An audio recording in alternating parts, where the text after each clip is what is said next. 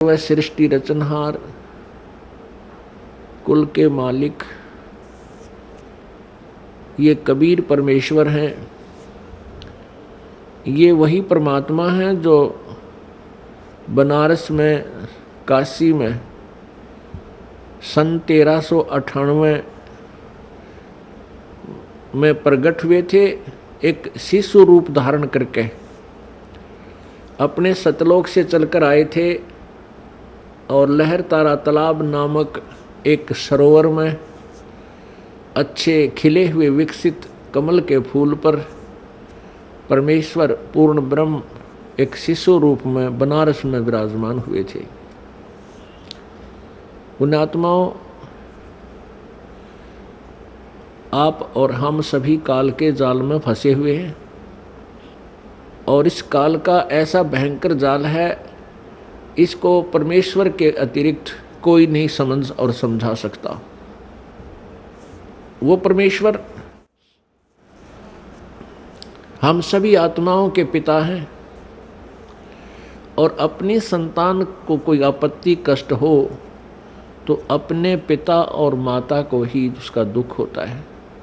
परमेश्वर के अंदर वो सर्व गुण हैं। तुमेव माता च पिता तुमेव बंधु च सखा तुमेव विद्या च द्रविण तुमेव सर्व मम देव देव। ये वो परमात्मा है जो माता और पिता और भाई सखा सभी का ये प्रॉपर रोल करता है। ये यथार्थ भाव में हमारा ये सभी नातों से संबंधित है, सभी नातों में यही खरा है। तो उसी को हमारी चिंता बनती है। हमने जो गलती की वो तो बहुत भयंकर भूल है हमारी और उसी का परिणाम हम भोग रहे हैं। हमने क्या गलती की थी कि हम सभी आप, या कोई चींटी बना है, चाहे हाथी बना है, चाहे कोई रंक है या सेठ साहूकार या राजा बना है, ये सभी कबीर परमेश्वर की आत्माएं हैं, पूर्ण ब्रह्म के बच्चे हैं। और हमने क्या गलती की कि हम सतलोक में रहते थे, वहाँ कोई मृत्यु नहीं थी, कोई जन्म नहीं था, ना कोई रोग कष्ट शरीर को था, किसी प्रकार की कोई आपदा वहाँ नहीं आती थी, कोई अभाव नहीं था, कोई मजदूरी नहीं करनी पड़ती थी, हम बहुत सुखी थे। वहाँ हमने गलती की कि जो यहाँ का भगवान है ब्रह्म, ये ब्रह्म जो है इसको ज्योति निरंजन भी बोलते हैं, इसको काल भगवान की उपमा से भी जाना जाता है। इसने एक बदमाशी इसके मन में आई।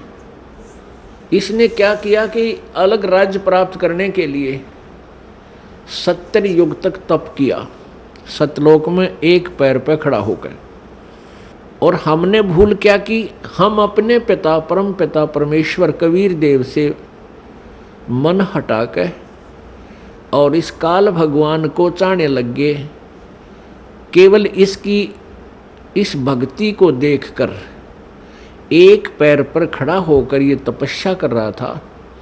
केवल हम इसकी इस कला पर, इस अदा पर आसक्त हो गए और हम अपने पिता जो हमें सर्व सुख दे रहा था, ना कोई मृत्यु थी, ना किसी का बेटा मरे था, ना बेटी मरे थी, ना कोड लगे था, ना कोई किसी प्रकार की कोई आपत्ति नहीं आने देता था, उस परमात्मा को त्याग दिया क्योंकि हम सुखी गणे थे वहाँ पर। और हमें ये मालूम नहीं था कि हमें इतने कष्ट भी आ जाएंगे। अपनी नालायकी के कारण हम इस ज्योति निरंजन को चाहने लगे और जिस परिणाम स्वरूप हम इसके जाल में फंस गए और यहाँ आगे इसके साथ में इसने 21 ब्रह्मांड परमात्मा से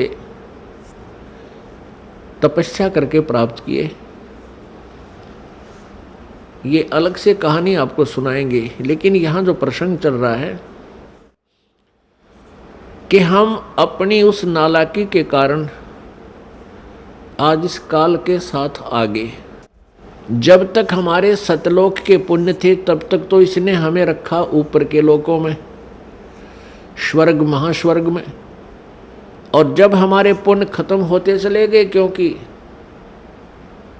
यहाँ का विधान है कि जैसे कर्म करेगा वैसे फल मिलेंगे, और पुण्य आपके होंगे। जब पुण्य क्षीण हो जाते हैं तो उसको ये यहाँ पृथ्वी पर पटक देता है।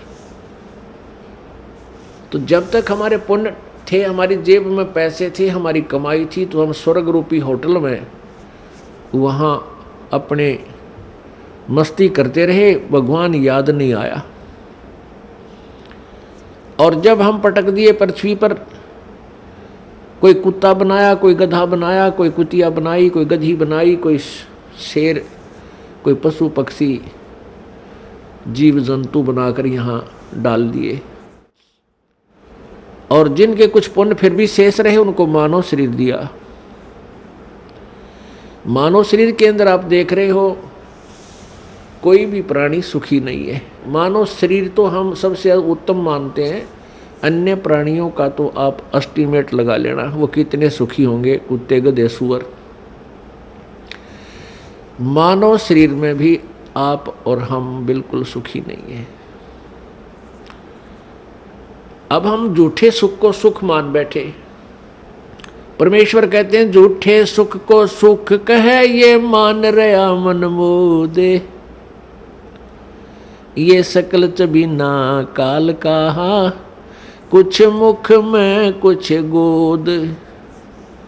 इस काल भगवान को श्राप लग गया, एक श्राप लगा हुआ है परमेश्वर की ओर से।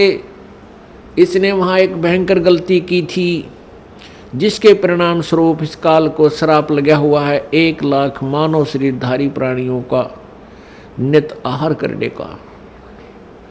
मानव शरीरधारी प्राणियों का 1 लाख का प्रतिदिन ये ग्रास करता है, आहार करता है, खाता है। इसके लिए इसने हम सभी को यहाँ रोक रखा है, जैसे कसाई बकरे पालता है। पुण्यात्माओं, ये परमेश्वर कबीर जी द्वारा दिया गया ये ज्ञान है, ये दास आपको व्याख्या कर रहा है। और ये परमात्मा का बताया हुआ है, इस पर बहुत गहराई से सोचना, इसको केवल एक कथा मत समझना। ये 100% सत्य, ये सत्य कथा है, केवल इसको दंत कथा मत मान लेना। जितना भी आप इस ज्ञान को समझते चले जाओगे उतना ही आप गहराई से चिंतन करने में को विवश हो जाओगे। अब जैसे कसाई बकरे पालता है, उन बकरों के लिए वो बहुत व्यवस्था करता है, उनको चारा चराता है, उनको पानी पिलाता है, गर्मी सर्दी से बचाता है, उसके ऊपर कोई छान डाल देता है, कोई शेड बनाता है। तो अबोध बकरे बकरियां उस कसाई को अपना एक अच्छा मालिक मानते हैं, दयालु मालिक मानते हैं। किस दृष्टिकोण से? कि ये हमारी कितनी केयर टेक करता है, कितनी देखभाल कर रहा है, पानी पिलाता है, चारा चराता है, तालाब बना रखा है, किधर चरागा बना रखे हैं, चारों तरफ बाड़ लगा रखी है, कोई हिंसक पशु आकर इनको खा ना जाए, रोक रखे हैं। अब वो इसी कारण से उस कसाई को अपना दयालु मालिक मानते हैं। और जब वो कसाई उन बकरों के उस बाड़े में जाता है, स्थान पर जाता है, तो बकरे उस मालिक को एक दयालु मालिक मानकर उस व्यक्ति को उसकी तरफ भाग लेते हैं प्यार देने के लिए। कोई उसके ऊपर पैर डालकर प्यार देना चाहता है, कोई जीभ से चाटता है, और वो कसाई उनको ऐसे हाथ पकड़कर देखता है, और बकरे उसकी बाजू को अपनी जिह्वा से प्यार देते हैं, चाटते हैं, जैसे बहुत लाड करया करें। और वो कसाई देख रहा होता है कि यूँ कितने किलो का बिकेगा, कितना मांस हो गया इनमें, वो ऐसे देखता है उनको, और वो सोचते हैं कि ये हमारा दयालु मित्र में प्यार कर रहा है, हमारा मालिक है। पुण्यात्माओं, जैसे हम यहाँ देखते हैं कितनी विस्तृत भूमि है, इसके ऊपर कितने अच्छे बाग बगीचे, फलदार वृक्ष, काजू किस्में, सेब संतरे, और कितने अच्छे शीतल और स्वादिष्ट मधु जल की दरियाँ बह रही हैं। जमीन के नीचे कितना एयर कंडीशन ला रखा है, गर्मियों में ठंडा जल और सर्दियों में गर्म। अब ये और कितनी अच्छी हवा चल रही है, सूरज दिन रात बन रहे हैं, सूर्य उदय हो रहा है, अस्त हो रहा है। इस व्यवस्था को देखते हैं तो ऐसा लगता है जैसे ये तो भगवान ने पढ़ा है, कितना अच्छा भगवान है, कितनी हमारी सुनियोजित, हमें कितना अच्छा आहार दिया है, कितना अच्छा हमारे रहने की व्यवस्था की है। और जब हम देखते हैं किसी का बेटा मर गया, किसी की बेटी मर गई, किसी का परिवार नाश हो गया, किसी का दो मर गए एक परिवार में, तो उस समय हमें कभी ये नहीं आता यूं क्यों हो रहा है, ये जुल्म क्यों हो रहा है, ये हमारी बुद्धि में कभी नहीं आया। अब आने लगा जो भगवान ने हमारी ये मोतियाबिंद का ऑपरेशन कर दिया। कबीर परमेश्वर जी के ज्ञान से, इस तत्व ज्ञान से हमारे जो अज्ञान रूपी मोतियाबिंद था आँखों पर, इसका ऑपरेशन हो गया।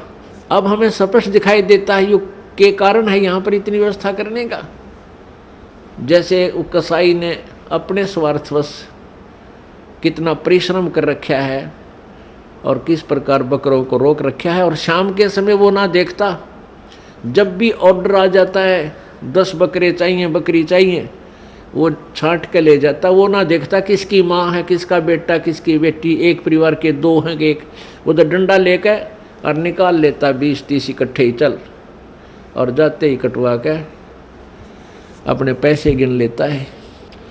ठीक इसी प्रकार ये यहाँ का भगवान है जिसको ब्रह्म बोलते हैं, ज्योति निरंजन कहते हैं।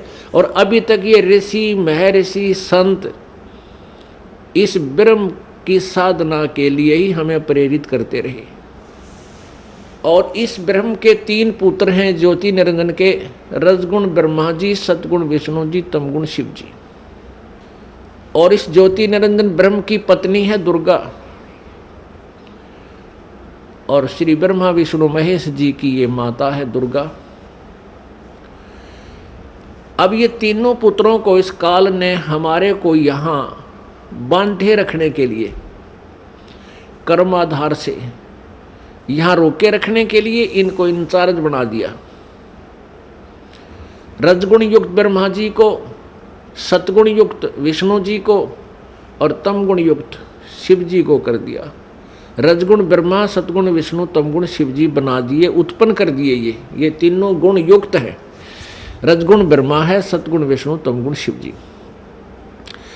अब इस एक ब्रह्मांड में 3 लोकों के ऊपर, एक पृथ्वी लोक, एक ऊपर स्वर्ग लोक और नीचे एक पाताल लोक, इन 3 लोकों पर एक एक विभाग के मंत्री बना दिया इनको।